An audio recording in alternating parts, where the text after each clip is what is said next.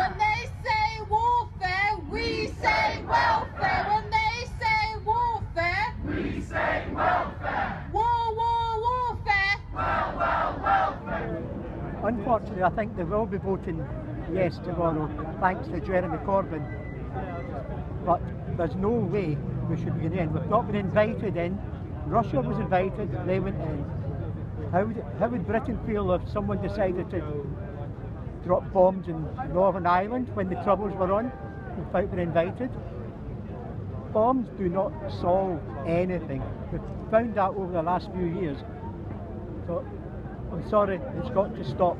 To stand up and speak out for peace, and we have to make sure that as many Labour MPs tomorrow support them. I don't think that bombing should ever be the answer. Russia, France and America were already bombing and it's not solving anything. We've seen Britain try to bomb Iraq before, like 10 years ago, and it didn't work, so why should this one be any different? Say that it doesn't solve anything. I think if you look at previous examples of this, there's nothing to gain by it. I think that's it, basically.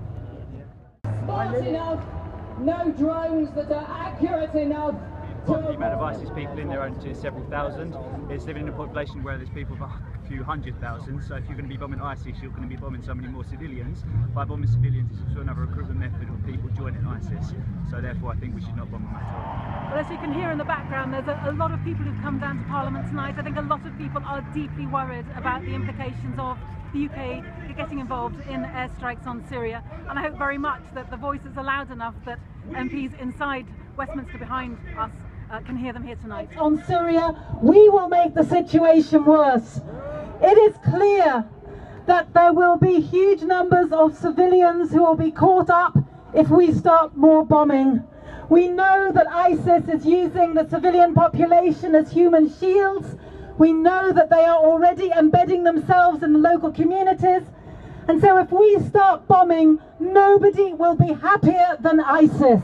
I think if the UK joins airstrikes on Syria, we will simply make a very difficult situation even worse.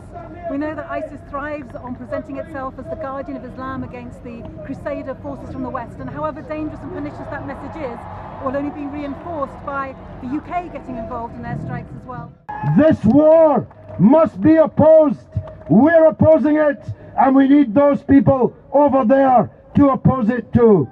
Congratulations to all of you for coming here. No good will come of this, and much bad might come of it.